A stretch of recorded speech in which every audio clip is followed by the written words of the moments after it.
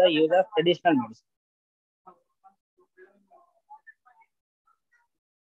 Ethnomedicine seeks to understand the cultural, so it will deal with the cultural aspects, it will deal with the social aspects, and it will deal with the ecological factors of the traditional medicine. And it involves the study of medicinal plants, ethnobotany, traditional medicinal practices, and the cultural context of healing.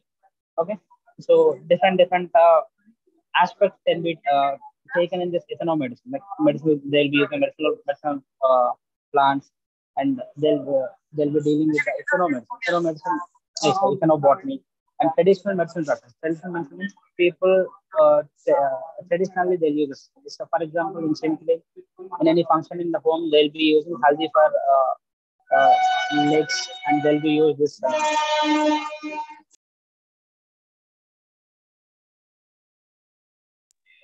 So they'll be using this sandalwood for cheeks and all. So they are traditional practices, and those things are having the medicinal properties.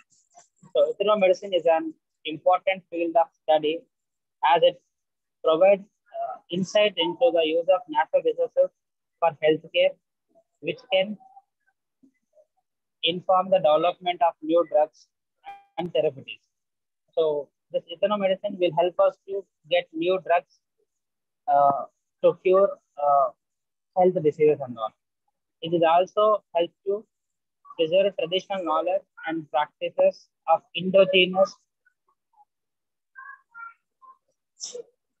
communities and contribute uh, to the promotion of cultural diversity and understanding. Yesterday we discussed in ethnomedicine concept, there will be documentation will be one of the key aspects. So because of this, we have to store this knowledge for the future generation. For that, this in this ethnomedicine, documentation will play a key role. So if you take this is there in your textbook.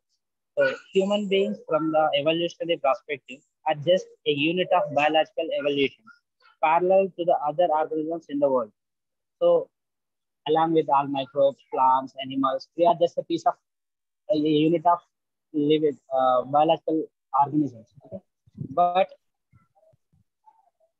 in demography, they occupied a pivotal position in the biological world since their origin, they dominated and colonized every part of the earth. So even though we evaluated with other animals, other plants, but we played a dominant role, and we distributed ourselves into different parts of the world.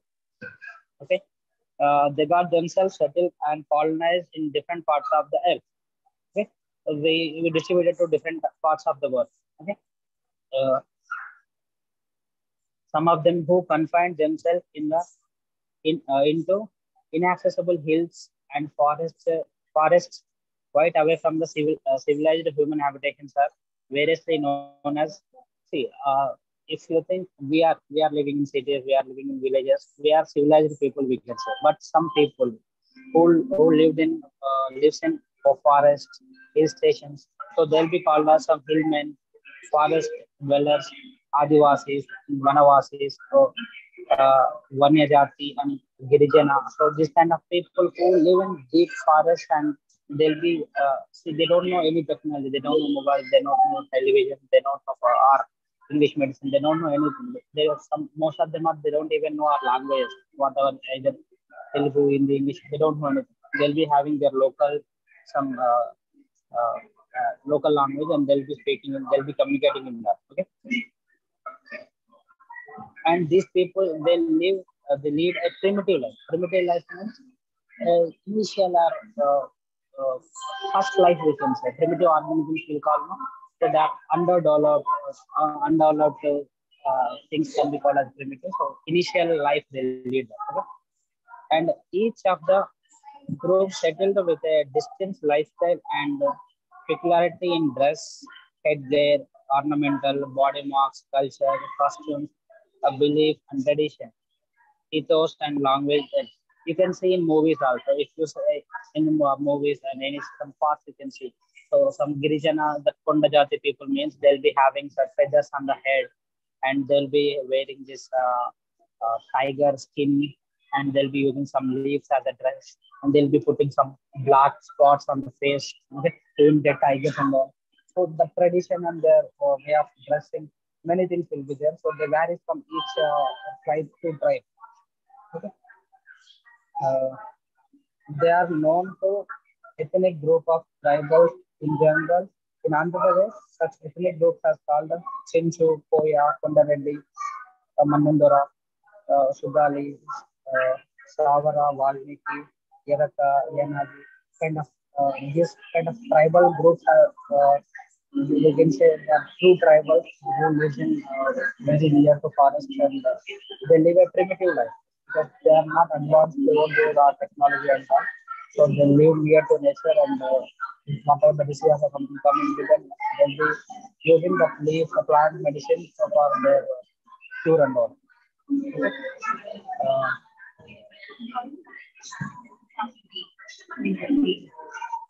So we can say the same as so economics.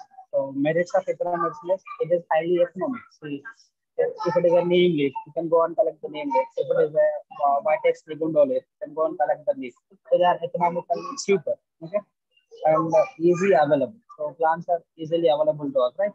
And they're safe. So there will be less side effects by using plant-based medicine, right? And that is effective. Okay. So if you are feeling cold, you can use that Vitex Nicondo trifolia leaves and all. Even the eucalyptus leaves in the water. So they'll that will cure you from cold and all. So the future prospect is they will revert this pharmacology. So they can be polypharmacology, and there can be nano medicine. Nowadays, you can see, could have listened about nano medicine or nano particles.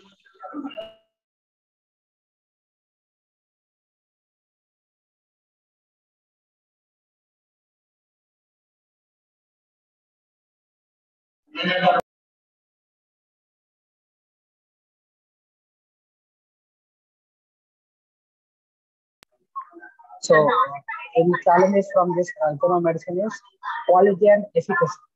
So, because they will be using all crude leaves, crude stem parts, crude leaf parts. So, the amount of the compound present in the crude may be less, and the quality also cannot be 100% assured. And efficacy means the effect of the drug. Okay, so that is also a challenge to it. And toxicity. If some plants, some plant-based medicines can be toxic, and because some poisonous plants are there, poisonous fruits are there. So the toxicity is it is unknown. We have to do some molecular and phytochemical analysis to find out the toxicity and all. Next is standardization and validation is a challenge because there are many number of plants are there. So each plant be isolated and standardized and validated for the use. Uh, Biopiracy. So if because all if you make a leaf powder, that will be green in color. Some people can say that this is the this ashwagandha powder. Just ashwagandha root is famous. So Bacopa money. So people will say all organic powders are like that useful powder. So they can make piracy of this. Okay? And this oral transmission is one of the challenge to the economics. Okay? And scope of economics.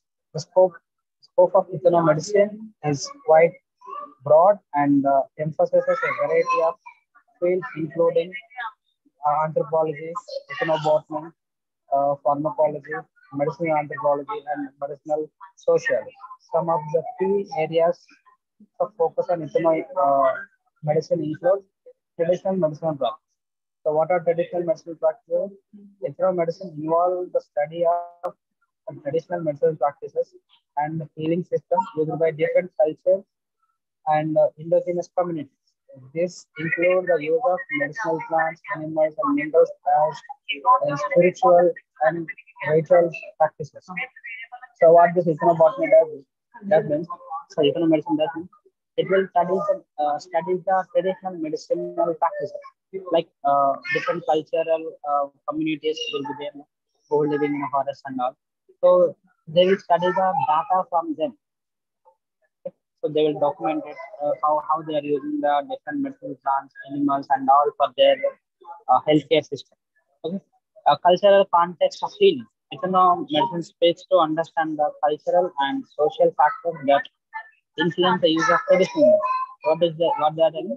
It speaks to understand the cultural and social factors that influences the traditional medicine. So traditional medicine means from the ancient traditionally what are the medicine we are using that it will come from traditional.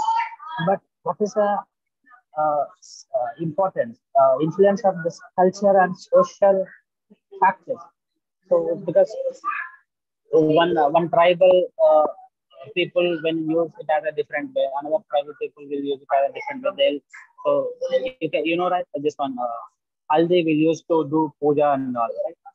So this and cultural significance will be there for this kind of medicine product, plant-based product, even though they are having this medicinal product. And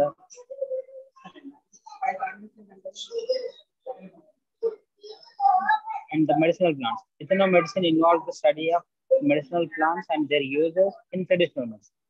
So, in the medicine, we'll study what are the medicinal plants used in traditional medicine because we should know the plant name, what is used for what purpose we should know. So, this will deal with the uh, medicinal plants names and their specific uses to the particular illness. This includes the identification of a particular plant, selection of that particular plant, and analysis of plant-based remedies, as well as the development of new drugs based on traditional knowledge. Because people will use different plants for different health illnesses. So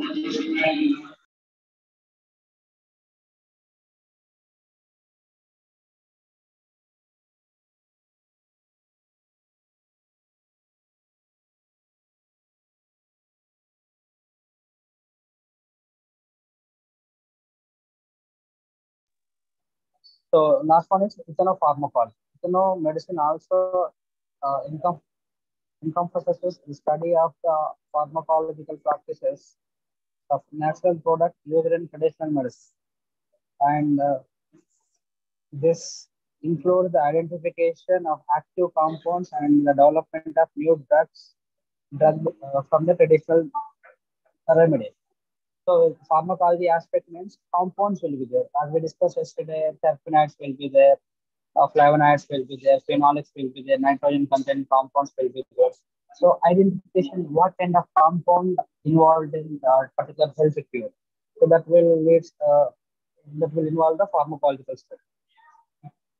So,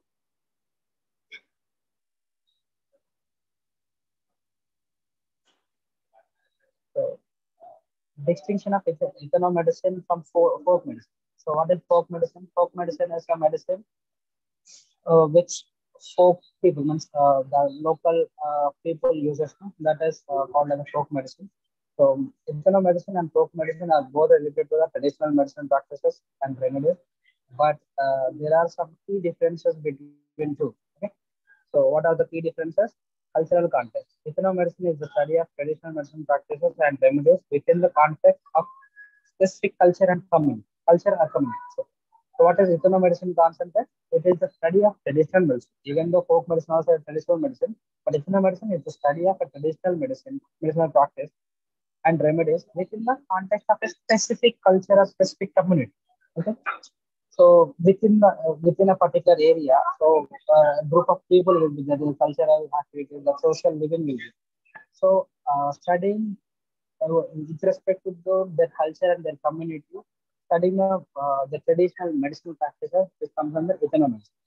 And folk medicine, on the other hand, it often associated with more general and widespread practices and beliefs that are not necessary to specific to one particular culture. Here in folk medicine, what will happen? So same medicine can be used in one community, in other community, other place, or in the world way. So if that's traditional medicine, but if it is ethno medicine means It is specific to a particular area, particular culture, particular social community. Okay. So documentation and analysis. Ethnomedicine involves the systematic and the scientific approach to study the traditional medicine practice, including documentation and analysis of remedies and their efficacy. So what will happen in ethnomedicine?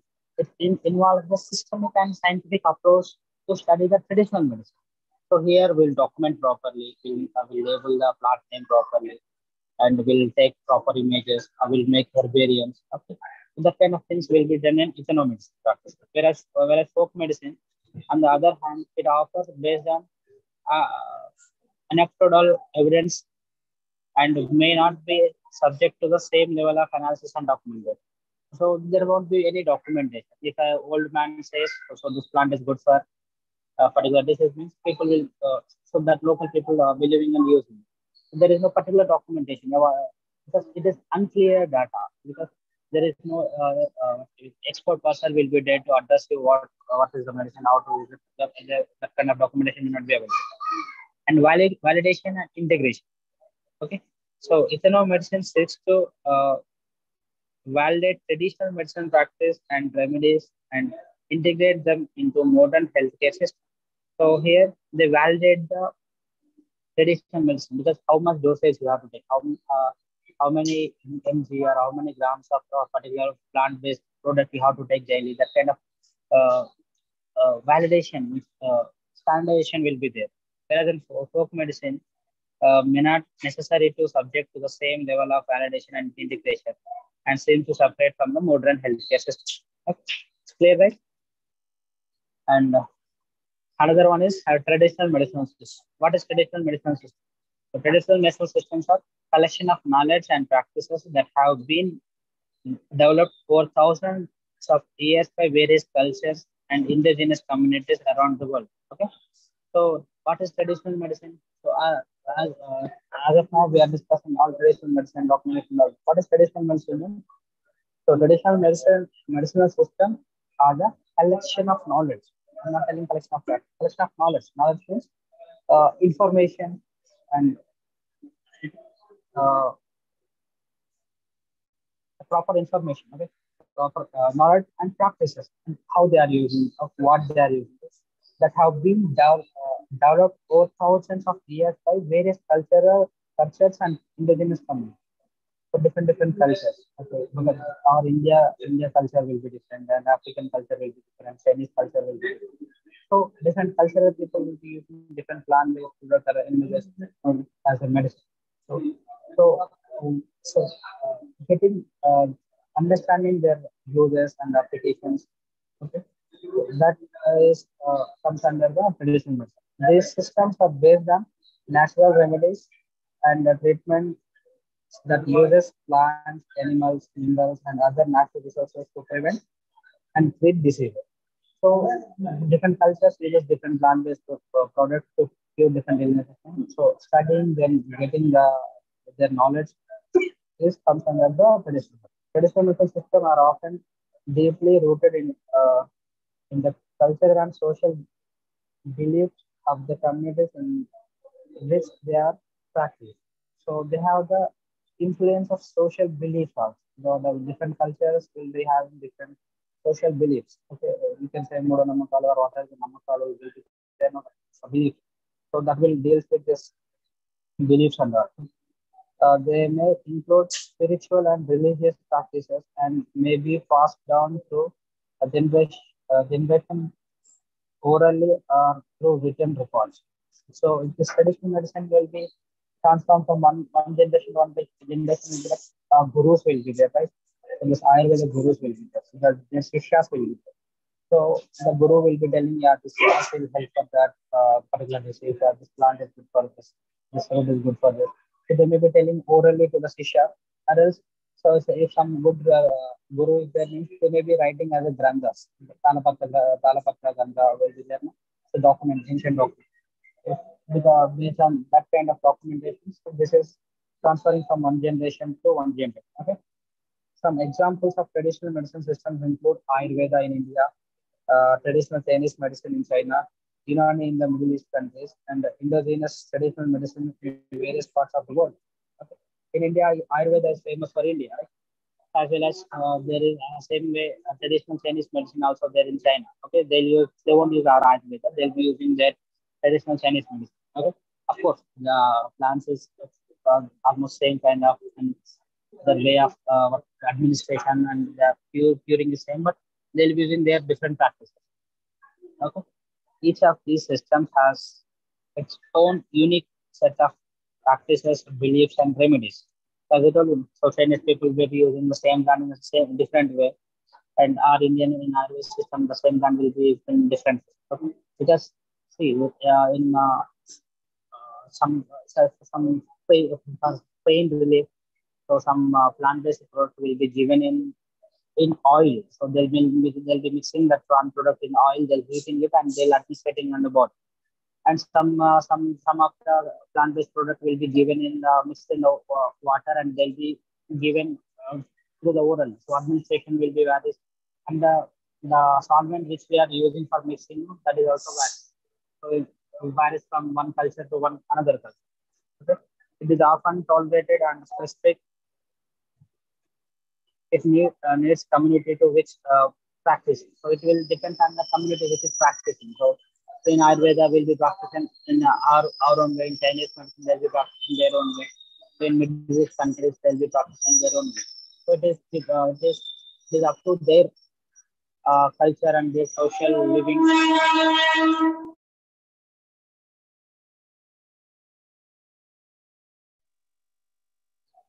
So while traditional medicine system may have been developed long before the modern Western medicine, as we know, so this modern Western medicine are what are also called English medicine. It's recently developed kind. It's a bit of past 100 years or 200 years old. But our traditional medicine is 5,000 years more than that old one. This our traditional medicine. So they are still widely used and respected in many parts of the world. You know that in the COVID time also people will use all plant-based things. So they made this juices of mixed spices and all. Even the stila, the Kinespora particle or stem cuttings have become very famous. So this kind of plant-based things, the whole world recognized. Okay, our traditional medicine. So they provide an important alternative to modern healthcare system and offer valuable insights into the use of natural resources for healthcare. So traditional medicine systems have also contributed to the development of many modern drugs and therapies and continue to play important role in the search of new drugs. So you know that most of the modern medicine are came from the traditional medicine because they might be plant based, they might be animal based, they might be microbial based.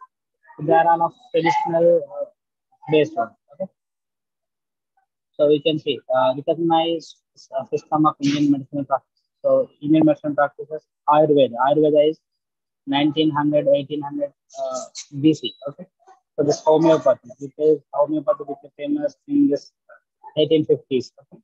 So yoga and naturopathy and Unani. Unani is 460 to 377 BC and Siddha. So these are the recognized Indian medicinal practices. Okay? So traditional medicine system. So in traditional medicine system of India, Ayurveda, naturopathy, yoga, Unani, homeopathy, Siddha. So this is the knowledge of history and basic uh, doctrine practices. So this Ayurveda, this Unani, this Siddha is been uh, practicing from our ancient people. Okay? So this has been got the global acceptance and convergence in the traditional system of medicines. So your next topic will be Ayurveda. So Ayurveda, the science of life. Okay, Ayurveda. Ayurveda is an ancient system of holistic medicine that originated in India more than 5,000 years ago. So Ayurveda is originated from India only, not from any other country. So Ayurveda is born in India.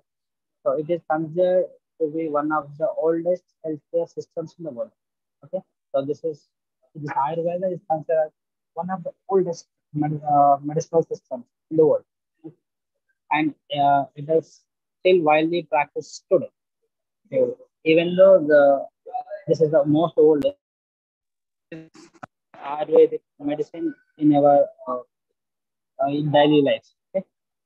Ayurveda is based on the idea that the body, mind, and spirit.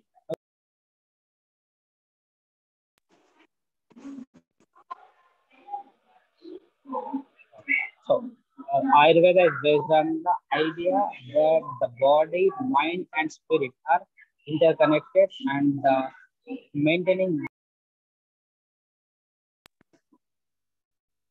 is essential for good health. Okay? So, in Ayurveda, what is believed is our body means physical, full body, and mind. So, mental health as well as spirit. So, these are three are interlinked, interconnected, and maintaining balance between these three elements is essential for the good health. So we'll say our physical body should be good as well as mental health should be good. Then only we'll feel healthy. So that is believed in Ayurveda. The system uses a variety of natural remedies, including herbal medicine, diet, massages, and yoga to promote health and prevent illness. So by doing you, all will believe that by doing every day, every morning in the yoga, that will gives you good health, right? Having good food will give you good health.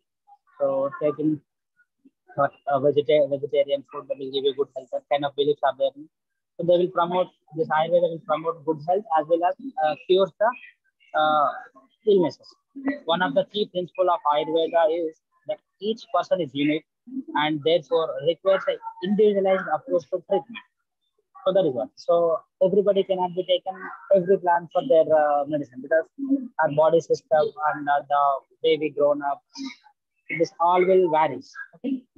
So based on that, so they believe that each person is unique, so that require a individualized approach to treatment. Okay, we have to understand the person's mental health, physical condition, so the spiritual, so that we can treat them properly. So practitioners of Ayurveda works with their patients to identify imbalances in their body and mind and develop a personalized treatment plan for restore balance. As we discussed in the first initially, so there is a balance between body and mind. No?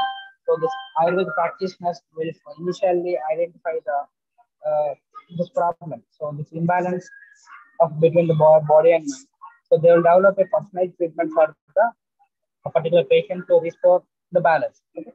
Ayurveda has gained popularity around the world in recent years, and it is recognized a complementary and alternative form of medicine in many countries. So English medicine is all over the world, right? So this is one of the best alternative for the other medicines. Okay. However, it is important to note that, like any form of healthcare, it is important to consult with a qualified practitioner before starting Ayurvedic treatment. So you by seeing YouTube videos or by seeing some other things, you should not take uh, to medicines your own. You have to have a good experience with candidates to cure some different illnesses. So you may know this Panchabhuta. So sky, fire, earth, water, wind. These are this is known as Prakriti. Okay? So that controls nature. Whole nature will be controlled by this Panchabhuta. Okay.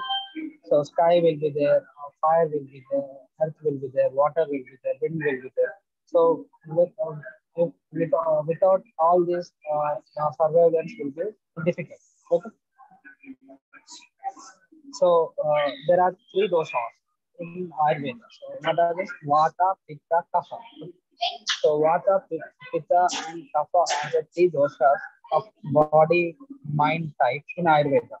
Each person is believed to have a unique combination of these three doshas that is influences their physical, emotional, and mental characters. So this Vata, Pitta, Kapha, three doshas will be their levels will be different for each person. So that will decide their mental health, physical health, and their emotional characters and all. Okay? So Vata is associated with the elements of air and ether, and is responsible for the movement and communication in the body. People with predominant Vata dosha tend to be creative, energetic, and quick thinking. If their Vata dosha is good, strong enough, means they'll be very creative, energetic, and quick thinking, but may also experience anxiety, restlessness, and difficulty in concentrating because they'll be kind of hyperactive, we can say. So in Pitta, this Pitta dosha is associated with the elements of fire and water. As we discussed, five Panchabhutas, no? In the Panchabhutas, water is there, fire is there. So this Pitta dosha is related with fire and water. So, and it is responsible for the metabolism and transformation of the body. So people with predominant Pitta dosha tend to be focused, organized, and fascinated, but may also experience anger, frustration, and digestive issues. So if your Pitta dosha is dominant in your body, so you will be more uh, organized, more focused, and more passionate. But you may be having the more anger, more frustrated, and you have some digestive problems in the body. The third one is kapha. Kapha dosha is associated with the elements of water and earth. Okay? So pitta is fire and the water, and kapha is water and earth, and is responsible for the structure and stability of the body. Okay, how your body structure is, how your legs, belly, everything is framed. Okay, people with predominant kapha dosha tend to be calm, uh, grounded, and nothing, but may also experience the lethargy, sluggishness, and weight gain. So if the kapha dosha is more, means that people may be fat, okay? They may be little lazy kind of. In Ayurvedic, practitioners use knowledge of these three doshas to develop personalized treatment plans for their patients, including dietary recommendations, herbal remedies, lifestyle modification, and other therapeutic designs to restore balance and promote good health. So, Ayurvedic treatment. So Ayurvedic treatment includes a wide range of natural remedies and therapeutics to promote health and treat illness. So, so Ayurvedic treatment includes a wide range of natural remedies. Natural remedies means so the remedies which are available in an near to us in natural. Okay, herbal medicine. Herbal medicine, you know that Ayurvedic practitioners use a wide variety of herbs and plants to treat various health conditions. The herbs are often prepared in different forms, such as powders, decoctions, or oils, and are taken orally or applied topically. As I told you, if a painkiller kind of oil is there, that has to be applied uh, on body, topically we call. If some decoctions will be there, it will be made with some plant leaves and some grains and all, that has to be taken orally. And in Ayurvedic, diet and lifestyle recommendations will be there. In Ayurvedic medicine, places a strong emphasis on this importance of diet and lifestyle in maintaining health. Okay?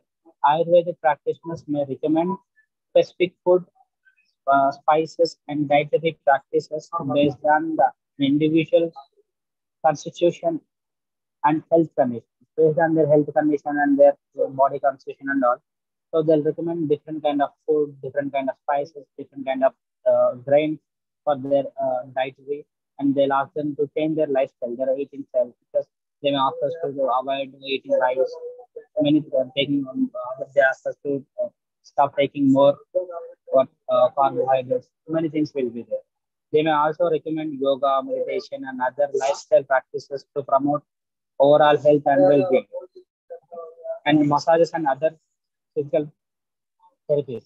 In Ayurvedic medicine include various forms of massages and other physical therapies such as acupuncture and acupressure to promote relaxation and relieve pain from improved circulation. You know this acupuncture, so if some cardiac arrest is there, some blood clottings are there, so that can be treated with this acupuncture and acupressure practices, so which cures the illnesses. Uh,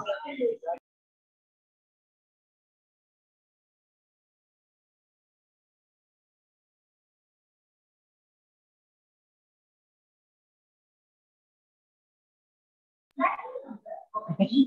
Panchakarma. Panchakarma is a traditional Ayurvedic detoxif detoxification and the cleaning therapy. It involves a series of treatments including massage, herbal steam bath, and enemas designed to remove the toxins from the body to restore balance. You know, this massages like oil massage will be there. Different kind of herbal oils will be there, which gives you relief from the pain. And this herbal water baths will be there, steam baths will be there.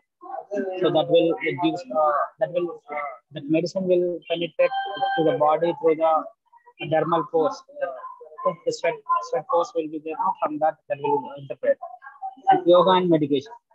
Okay, Ayurvedic medicine recognizes the importance of yoga and meditation in promoting physical, mental, and emotional health. Practicing yoga and meditation can help individuals to achieve a sense of inner peace and balance.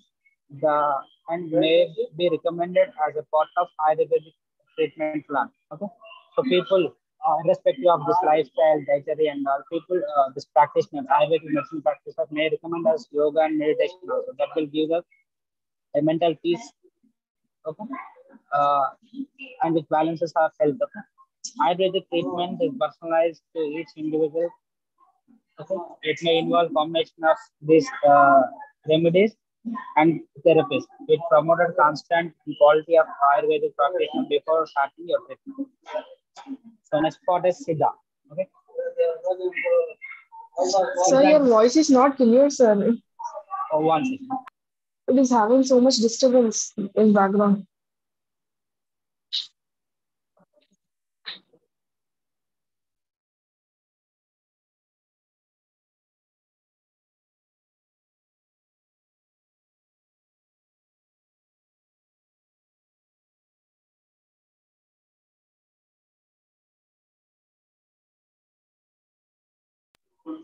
Yeah, guys.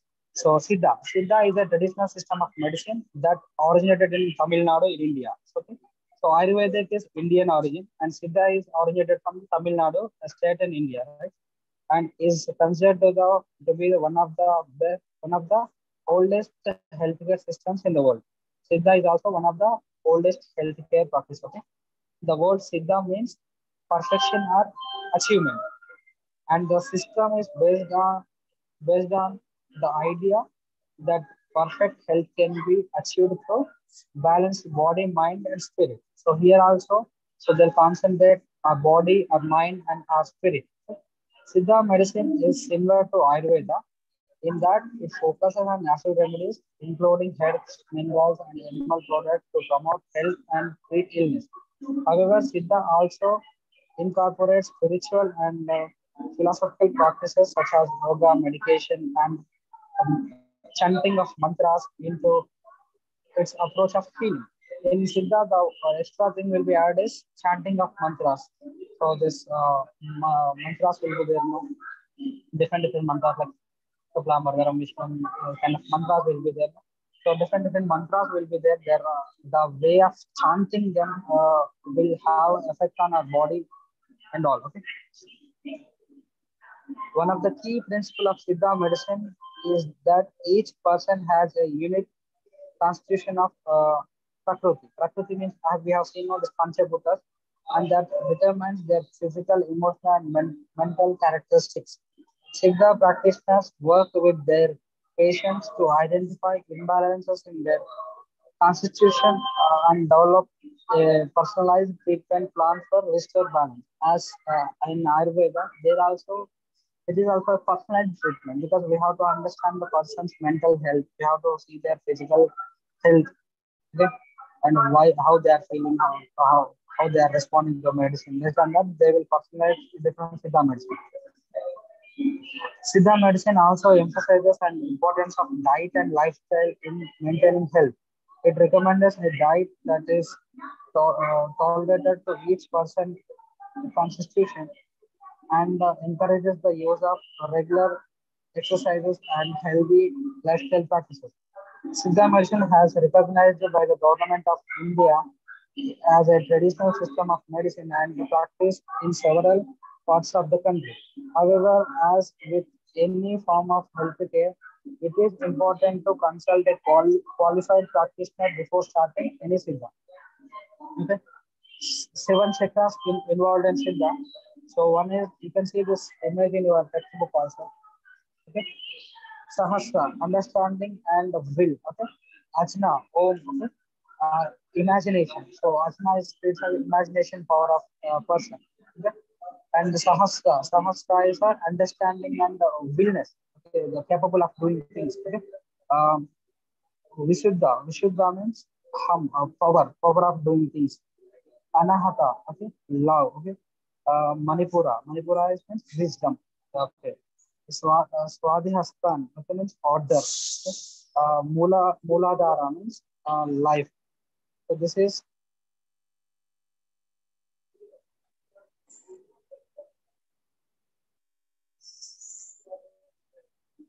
called like a Kundalini Shakti. This is seven chakras. So the highlighted parts are there. No? They will balance our life with different aspects.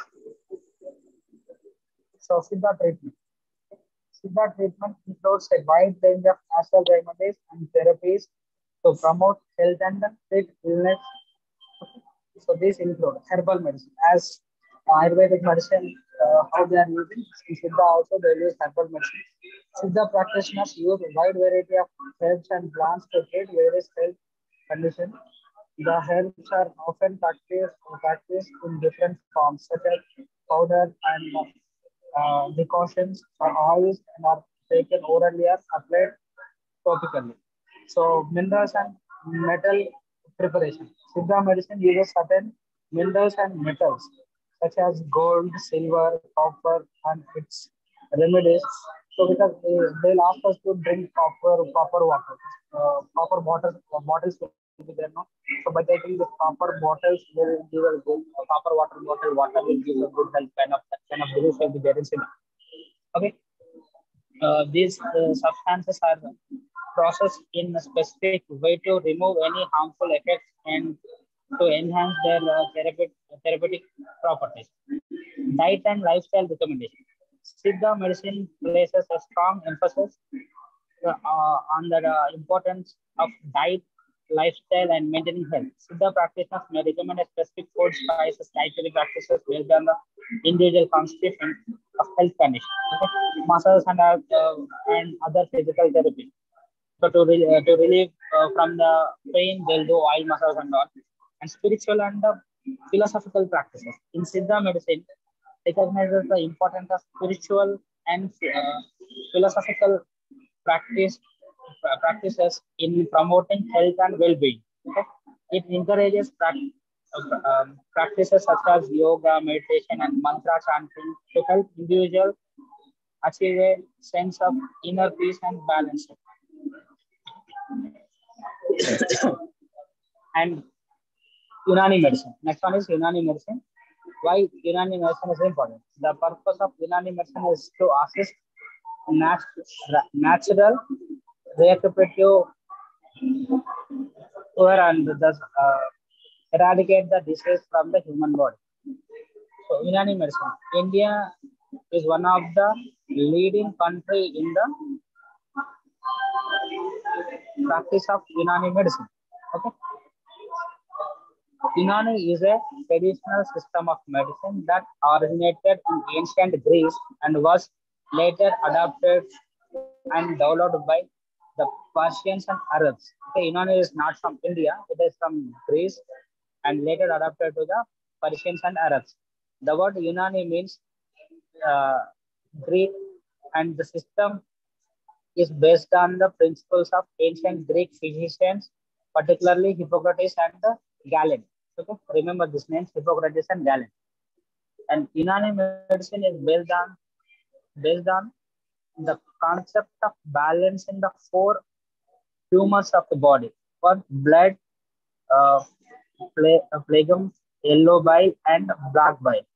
So the goal of Unani treatment is to restore the balance of these tumors and promote the body natural healing process. Unani medicine uses a variety of natural remedies, including herbs, minerals, and animal products to treat illnesses. These remedies are often prepared in the form of powders, pills, and decoctions, and may be taken orally or applied topically. Unani practitioners also emphasizes the importance of diet and lifestyle in maintaining health. They may recommend specific food, spices, and dietary practices based on the individual's constitution and health condition. They may also recommend exercise and other healthy lifestyle practices. Unani medicine also include various physical therapies such as massages and cupping, promotion of relaxation, relieve pain, and improve conditions. You can see in Unani medicine, so they'll be putting some fire and a cup, and the cup is facing on the body. So because of that heat, some toxic things will be removed out. Unani medicine has been recognized by the government of India as a traditional system of medicine and is practiced in several parts of the country. However, as with any form of healthcare, it is important to consult with a qualified practitioner before starting any medicine. Okay? According to Unani medicine, the human body is made up of seven basic components or elements known as miraj. Miraj means temperature. Arkan means organs. Aja means tissues. Uh, Aklat means humerus. Pova means faculties. Afal means functions. And Mabad means waste product. So, what is Mijaj? Mijaj temperature. The Mijaj refers to an individual's innate temperament. Sorry, it is not temperature, it's temperament. So, Mijaj means temperament. The Mijaj refers to the individual's inner temperament, which is determined by the balance of the four humors in the body. It is believed that each individual has a unique Mijaj that determines their susceptibility to illness and other responses to treatment. See, if in COVID time you have seen no people around you, some of them are got COVID, some of them are not get it because their body composition, their tolerance, their temperament will be different from the illness to illness. Okay? So this arkan, so organs, arkan are refers to the organs and structures in the body, including the heart, liver, stomach, lungs. In Unani medicine, each organ is considered to have a specific function, and it is considered to other organs through a system of channels or ducts. Okay, so you know, right? Heart, lungs, liver, everything is interconnected, and they'll be having impact of each on each other. Aja, tissues. Aja refer to the various tissues in the body, including the blood, lymph, muscle, bone, nervous tissues. So each believed to have a specific function and considered to have a connection between each other, right? The homers. So the basic homers are fluids. So blood, phlegon, yellow bile, black bile. So in Unani medicine, balance between these homers believed to have essential role in maintaining the good health. Because so if you are taking a good food and your digestive system will be good, your blood will be good. So the fluids in the body, mucus layer, everything that plays a role in your healthcare system.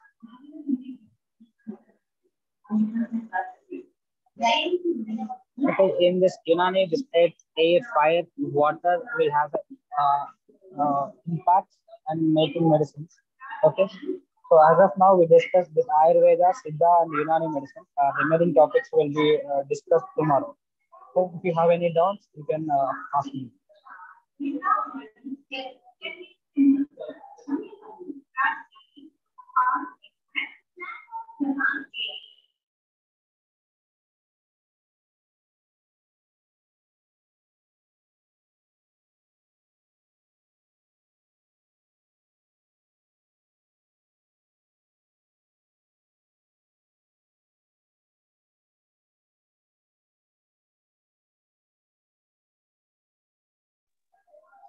Guys, I hope this process understood to you. So we have ancient traditional medicine system like Ayurveda, Siddha, Unani is there in our healthcare system. So I share this PPT in some way. So try to go through it, and remaining class will be taken tomorrow. Okay. Okay, sir. Thank you.